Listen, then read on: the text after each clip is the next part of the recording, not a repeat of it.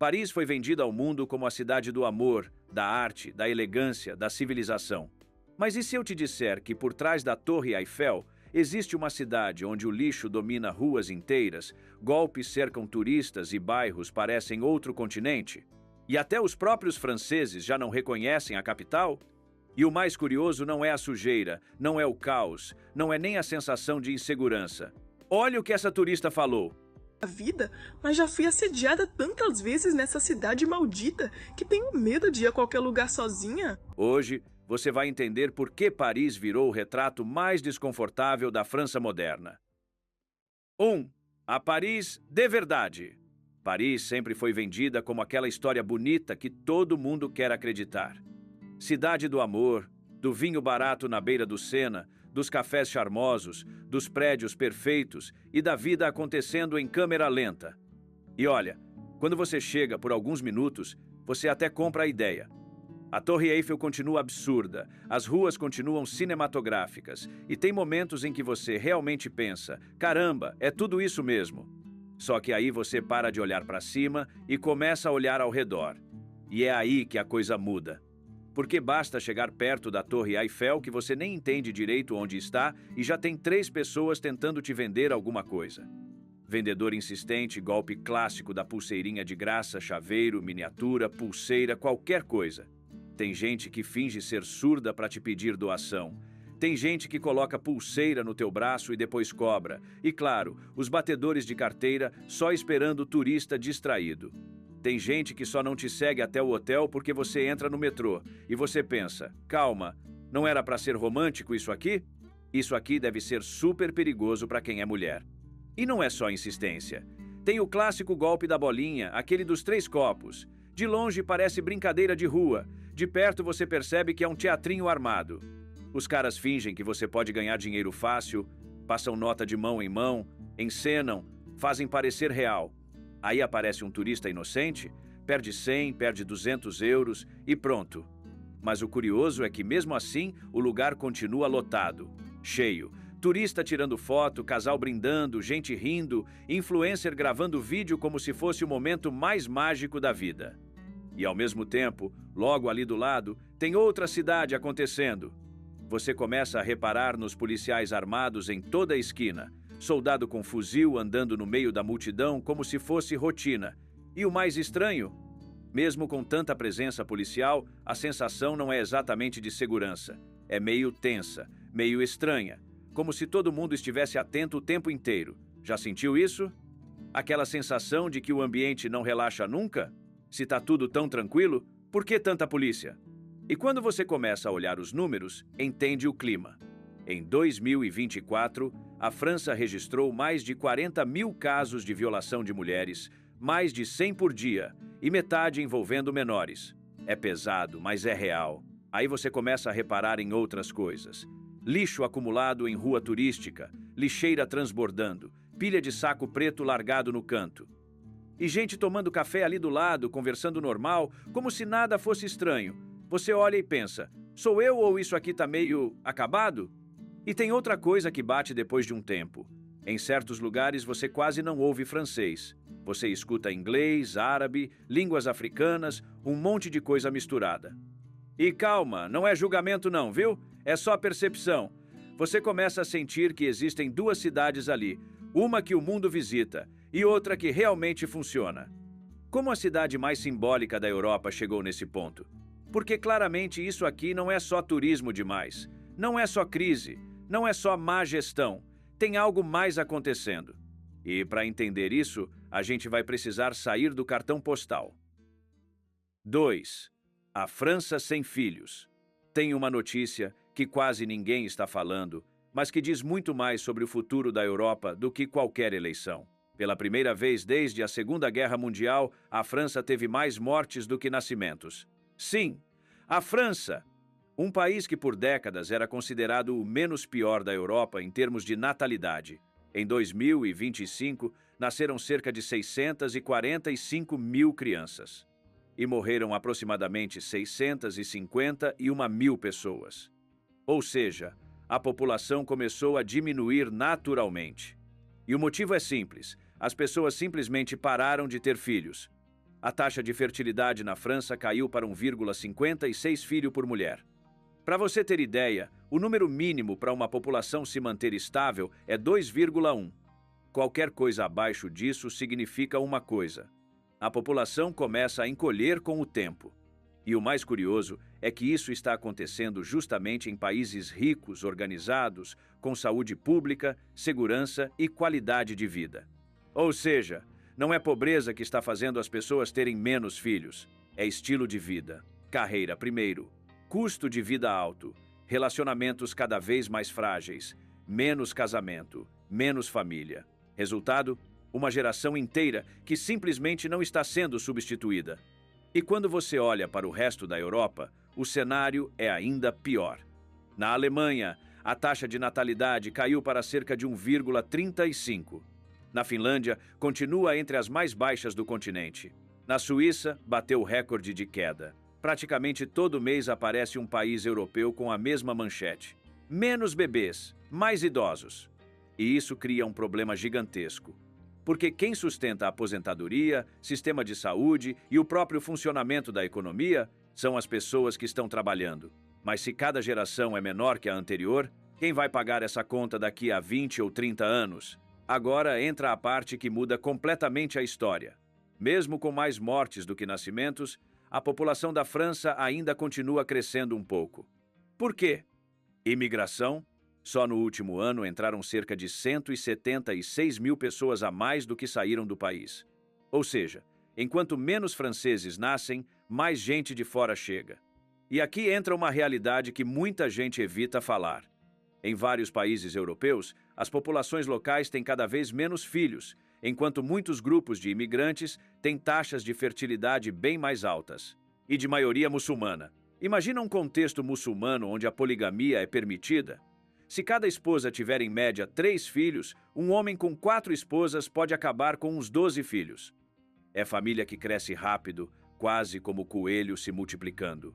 Isso significa que, ao longo das próximas décadas, a composição demográfica desses países vai mudar.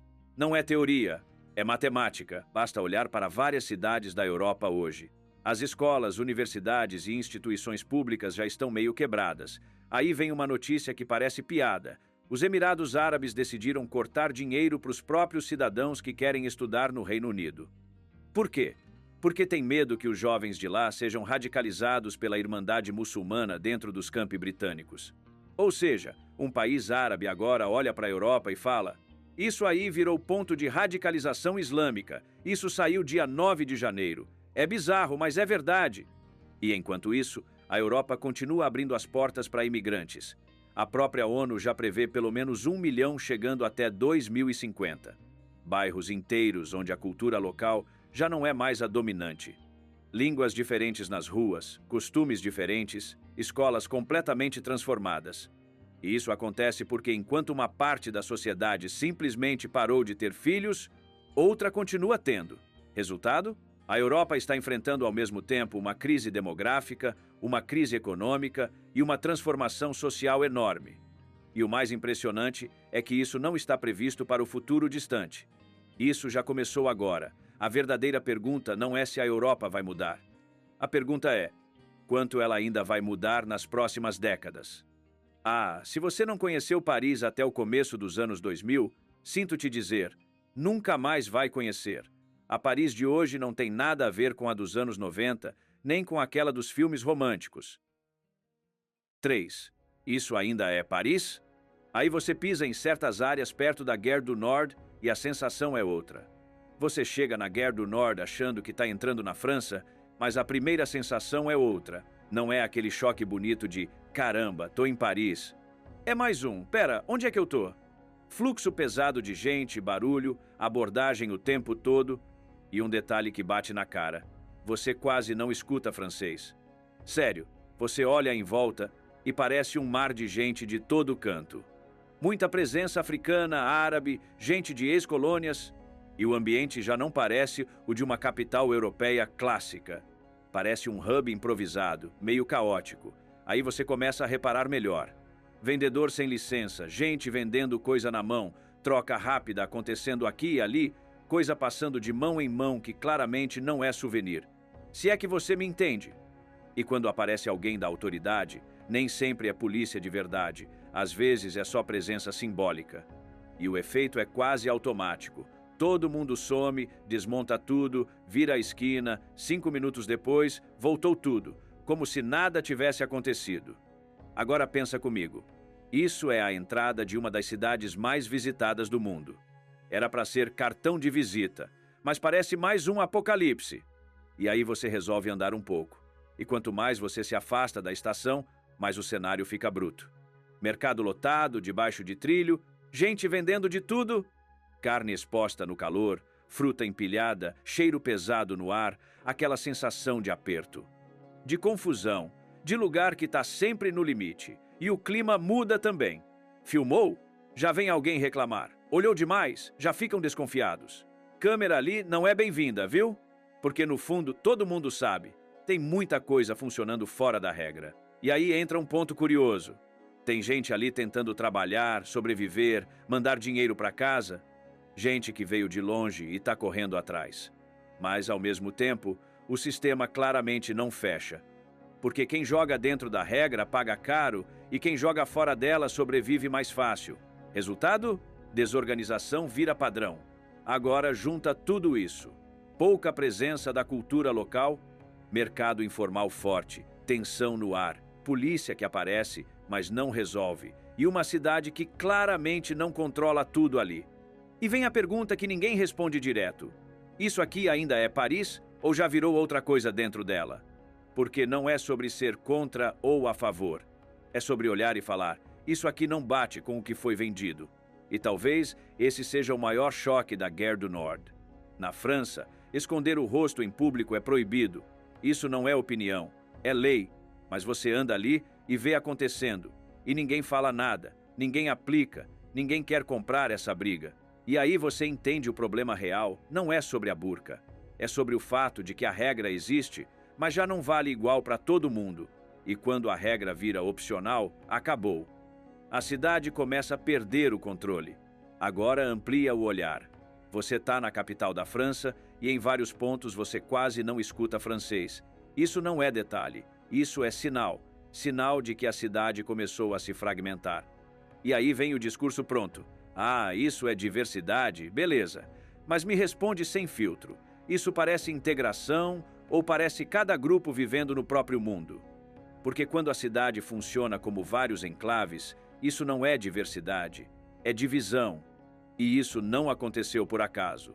Não foi a vida acontecendo, foi escolha. Décadas de política frouxa, decisão empurrada, discurso bonito para evitar conflito e pouca coragem para encarar consequência. E aí entra a parte que ninguém gosta de falar. O discurso oficial chama isso de diversidade. Mas celebrar o que exatamente? Um bairro onde a lei não é aplicada? Uma cidade onde a língua local some em certos lugares? Um espaço onde o Estado basicamente aceita que não manda mais? Isso não é progresso, isso é perda de controle. E não é só Paris. Você vê isso em Londres, Berlim, Bruxelas, é um padrão. E aí vem a pergunta que desmonta tudo. Se todo mundo vê, por que ninguém resolve? Porque virou escolha política. É mais fácil tolerar do que enfrentar. Mais fácil chamar de complexo do que admitir que deu errado. Mais fácil empurrar com a barriga. Só que a conta chega. Sempre chega. E ela vem na forma de cidade fragmentada, regra ignorada e identidade diluída. Agora olha o contraste. A mesma Paris que criou cultura, arte, história, tem pedaços hoje onde você já não reconhece nada disso. E isso não é teoria. Você vê andando, você sente no ambiente, está tudo caótico. 4. Como tudo saiu do controle? Para entender a Paris de hoje, esquece o cartão postal por um segundo. Porque o que você está vendo agora não nasceu ontem. É acúmulo, décadas, camada sobre camada de decisão mal resolvida. Depois da Segunda Guerra, a França precisava reconstruir tudo rápido. Indústria crescendo, cidade inchando e faltava gente. Fez o quê? O básico. Importou mão de obra. Vieram primeiro europeus do Sul. Depois, em massa, gente das antigas colônias, principalmente do norte da África. A ideia no papel era bonita. Trabalhar, reconstruir, crescer junto. Na prática, foram sendo empurrados para fora do centro. E aí nascem as banlieues, aqueles blocos de concreto nas bordas da cidade, rápidos de levantar e fáceis de ignorar. Nos anos 70 e 80 já estavam cheios. Nos 90 começaram a ranger. Desemprego mais alto, menos oportunidade, escola pior, sensação de estar sempre fora do jogo. Pergunta simples: o que você acha que acontece quando uma geração inteira cresce sentindo que não faz parte? Em 2005, explode. 2 jovens morrem fugindo da polícia e as periferias pegam fogo, sem metáfora. Foram semanas de revolta, mais de 10 mil carros queimados, prédio público atacado. Ali já dava para ver. A integração não tinha funcionado como prometeram, mas o ponto de virada mesmo vem depois, sendo mais específico em 2015. 2015 foi quando a Europa resolveu escancarar as fronteiras como se fosse festa open bar, que nem mulher da vida quando abre as pernas. Recebeu imigrantes sem pré-requisito nenhum.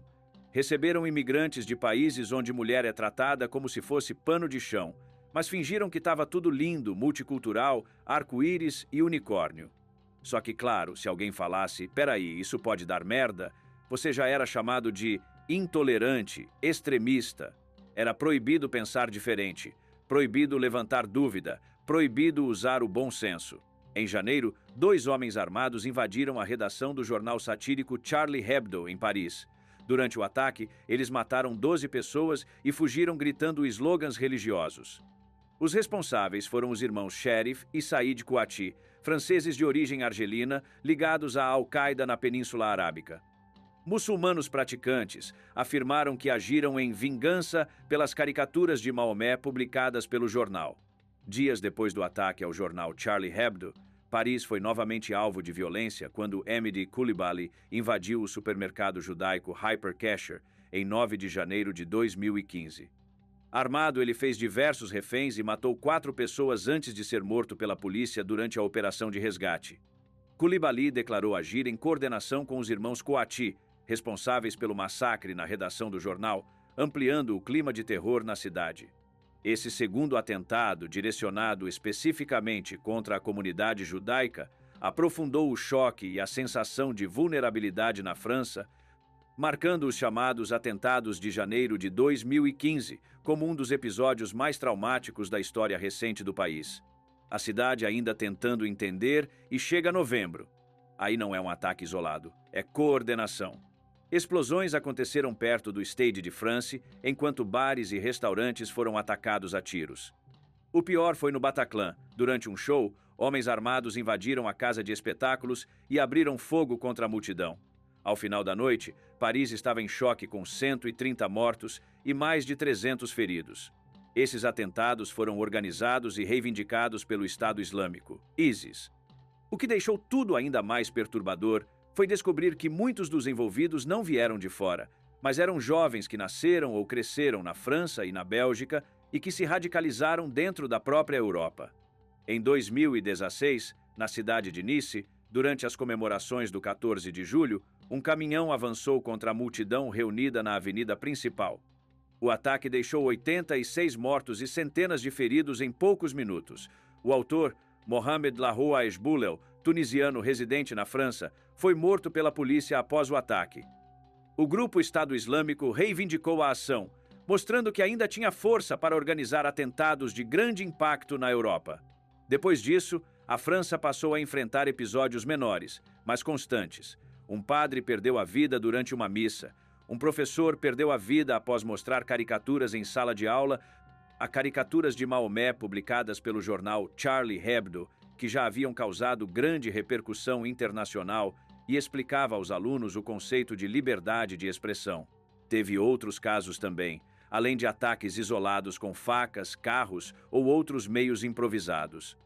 Mesmo quando não tinham a mesma escala de Nice ou do Bataclan, esses atos mantiveram a sensação de insegurança e mostraram como a ameaça podia surgir de forma inesperada no cotidiano francês. Não é todo dia, mas também não é raro o suficiente para fingir que não existe. Resultado? França virou país em alerta permanente. Soldado armado em ponto turístico, revista em estação, patrulha pesada onde antes era só turismo. Não é pânico o tempo inteiro, mas também não é relaxado. É uma tensão quieta. Agora soma isso com outra coisa: dinheiro. Enquanto tudo isso rolava, viver em Paris ficou caro num nível absurdo. Hoje o metro quadrado passa fácil de 10 mil euros. Aluguel central, 1.500, 2.000 euros por um cubículo. A conta fecha? Claro que não. Então acontece o previsível. A classe média vai embora. Professor, enfermeiro, funcionário comum, quem mantém a cidade funcionando já não consegue morar nela. O centro vira vitrine global. Turista, investimento, selfie. A periferia vira vida real. Mais cheia, mais pressionada, mais distante. Quando você junta tudo, começa a fazer sentido. Não é uma coisa só, nunca é. É imigração mal integrada. É planejamento urbano mal resolvido. É radicalização em casos específicos. É custo de vida espremendo quem sustenta a cidade. Tudo ao mesmo tempo. Paris não colapsou, mas também não é mais aquela ideia simples que venderam. Virou uma cidade mais complexa, mais fragmentada e muito mais difícil de entender olhando só para a Torre Eiffel. Se você sobreviveu até aqui, comenta: Paris! Ah, e não esquece de conferir esse vídeo que está aparecendo na tela se quiser saber mais sobre o que está acontecendo no mundo. Valeu, galera, e até mais!